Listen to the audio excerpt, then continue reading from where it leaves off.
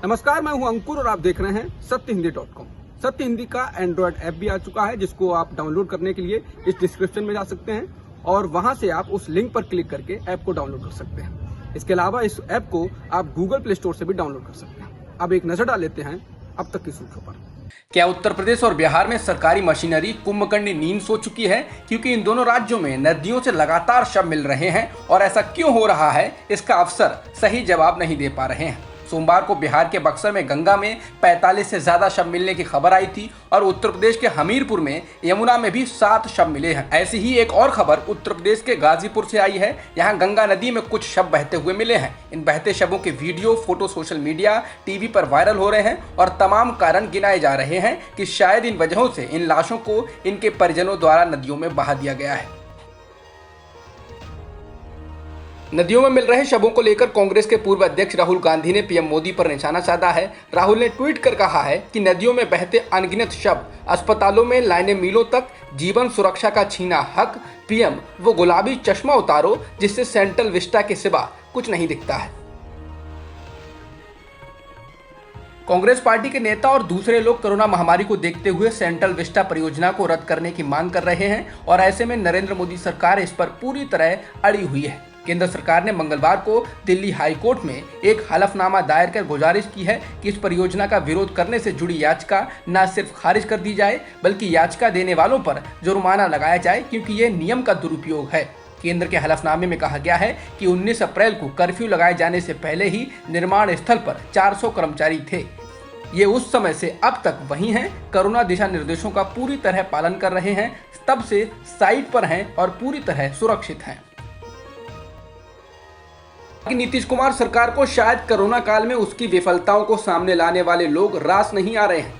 Corona संक्रमण के डर से जब लोग घरों में बंद हैं तो जन अधिकार पार्टी के अध्यक्ष और पूर्व सांसद पप्पू यादव सरकार को बता रहे थे कि जमीन पर क्या हालात हैं, लेकिन मंगलवार सुबह पटना पुलिस ने उन्हें गिरफ्तार कर लिया है और इसके पीछे कारण बताया गया है कि उन्होंने लॉकडाउन के नियमों को तोड़ा है। बता दें, पप्पू यादव काफी समय से सक्रिय हैं। वो लगातार अस्पतालों के हाल दिखा रहे हैं और हाल ही में उन्होंने बीजेपी के सांसद और पूर्व केंद्रीय मंत्री राजीव प्रताप रूडी के घर के पीछे खड़ी कई दर्जनों एम्बुलेंस को मीडिया को दिखाया था।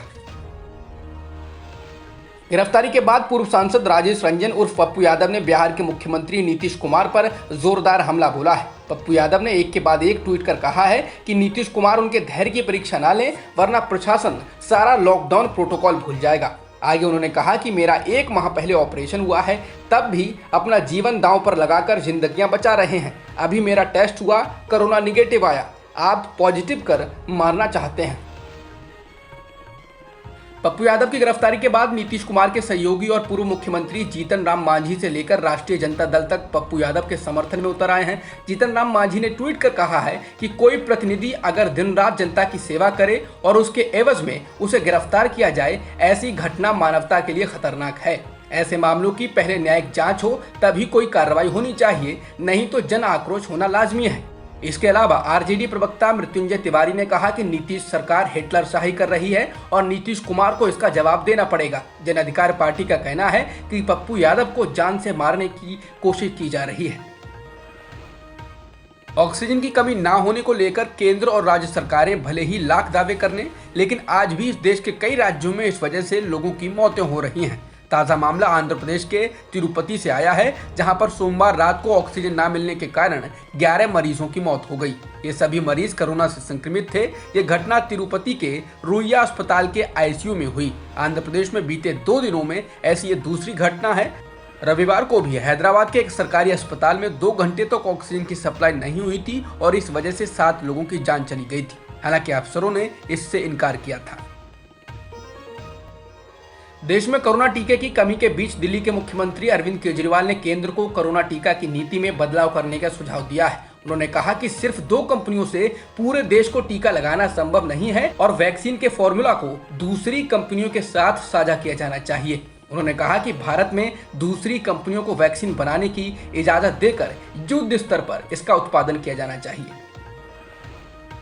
कोरोना ने अब गांव में पैर पसारने शुरू कर दिए हैं। हरियाणा के रोहतक जिले के टिटोली गांव में पिछले 10 दिनों में 18 लोगों की मौत बताई जा रही है। अधिकारियों ने कहा है कि इनमें से 6 की मौत तो कोरोना से संबंधित है। वहीं गांव वालों का कहना है कि मरने वालों की संख्या इससे कहीं अधिक है। उनका कहना है कि पिछले 2 हफ्तों में कम से कम 40 लोगों की मौत रहस्यमय बुखार के कारण हो चुकी है। बता दें, ऐसे ही हाल उत्तर प्रदेश और बिहार के गांवों का भी बताया जा रहा है, जहां लोगों की मौत हो रही है और टेस्टिंग नहीं होने के कारण मौत का कारण अन्य किसी बीमारी को बता दिया जा रहा है। उत्तर प्रदेश के गांवों में फैल रहे कोरोना संक्रमण को लेकर यूपी के पूर्व मुख्यमंत्री अखिलेश यादव ने बीजेपी सरकार पर निशाना साधा है। उन्होंने ट्वीट कर कहा है कि कोरोना ने जिस तरह उत्तर प्रदेश के गांव को प्रभावित किया है वो अति चिंतनीय है। गांव और कस्बों में दवाई, ऑक्सीजन व उपचार के अभाव से लोगों का जीवन संकट में है और बीजेपी सरकार अभी भी स्थिति की भयावहता को स्वीकार नहीं कर रही है। भाजपा सरकार के झूठ से मृत्यु का सच नहीं छुपाया जा सकता। बीजेपी के राष्ट्रीय अध्यक्ष जेपी नड्डा ने कांग्रेस के अंतरिम अध्यक्ष सोनिया गांधी को पत्र लिखकर कांग्रेस के नेताओं पर निशाना साधा है। उन्होंने कांग्रेस पर लगातार नकारात्मकता फैलाने, छल कपट करने और ओछापन दिखाने का आरोप लगाते हुए कहा है कि कांग्रेस के वरिष्ठ नेता और मुख्यमंत्री कोविड से लड़ाई के बारे में गलत जानकारी देकर भ्रम फैलाने की कोशिश कर रहे हैं। नड्डा ने कहा कि कांग्रेस कभी लॉकडाउन का विरोध करती है और कभी समर्थन करती है। उन्होंने रैलियों को लेकर कहा कि कांग्रेस ने केरल में विशाल चुनावी रैलियां की और दूसरे राज्यों में ऐसी रैलियों का विरोध किया। बीजेपी अध्यक्ष ने कहा कि जब कोरोना की दूसरी लहर आ रही थी, आपकी पार्टी के नेता उत्तर भारत में सुपर स्प्रेडर रैलियां करते नजर आ रहे थे। उन्होंने कहा कि प्रधानमंत्री मार्च 2020 से ही कोरोना के खिलाफ लड़ाई में लगे हुए हैं। भारत में पिछले एक दिन में 3,29,942 कोरोना संक्रमण के मामले दर्ज किए गए हैं और 3,876 लोगों की मौत हुई है। इसके साथ ही देश में कुल संक्रमितों का आंकड़ा 2,29,92,000 के पार हो गया और मृतकों की संख्या भी 2,49,992 हो चुकी है। फिलहाल सक्रिय मामले 37,15,000 के पार हैं। कोरोना संकट के दौर में रेलवे कर्मचारी काम पर लगे हुए हैं। इस दौरान वे भी कोरोना की चपेट में आ रहे हैं। रेल मंत्रालय के अनुसार अभी तक 1952 रेलवे कर्मचारियों की मौत कोरोना के कारण हो चुकी है और अब हर रोज 1000 से अधिक संक्रमण के मामले दर्ज किए जा रहे हैं। रेलवे बोर्ड के चेयरमैन सुनील शर्मा के मुताबिक अभी तक 4000 बेड कर्मचारियों और उनके परिवार के सदस्यों के द्वारा भरे हुए हैं। देश में पेट्रोल और डीजल की कीमतों में पिछले एक हफ्ते से लगातार इजाफा हो रहा है। आज पेट्रोल के दामों में 27 पैसे की बढ़ोतरी हुई तो वह डीजल की कीमत में 30 पैसे की वृद्धि दर्ज की गई है। इसके बाद कई शहरों में पेट्रोल के दाम 100 रुपए प्रति लीटर के पार पहुंच गए हैं। राजस्थान के श्री गंगानगर में पेट्रोल के दाम 102.70 रुपए प्रति लीटर हो गए और डीजल की कीमत 95.06 रुपए प्रति लीटर हो गई है। इसके अलावा मध्य प्रदेश के अनूपपुर में पेट्रोल के दाम 102.40 रुपए प्रति लीटर हुई तो वहीं डीजल की कीमत भी 93.06 रुपए प्रति लीटर हो गई है। वहीं मुंबई में पेट्रोल के दाम 98.12 रुपए प्रति लीटर हो गए तो डीजल की कीमत भी 89.78 रुपए प्रति लीटर हो गई है। टीकाकरण पर जोर देते हुए अमेरिका ने फाइजर वैक्सीन को 12 से 15 साल के बच्चों के लिए भी आपातकालीन इस्तेमाल के लिए मंजूरी दे दी है। अमेरिका खाद्य एवं औषधि प्रशासन आयुक्त जेनेट वुडकॉक ने इस कदम को कोरोना महामारी के खिलाफ बेहद महत्वपूर्ण बताया। जेनेट ने कहा, यह फैसला बच्चों के हित में तो है ही, साथ ही उन्हें एक सामान्य जीवन जीने में मदद करेगा। बता दें, इससे पहले 16 साल से अधिक उम्र वाले बच्चों के लिए वैक्सीन की मंजूरी दी गई थी। अब तक की खबरों में इतना ही। बाकी खबरों के लिए बने रहिए सत्यहिंदी.com के साथ।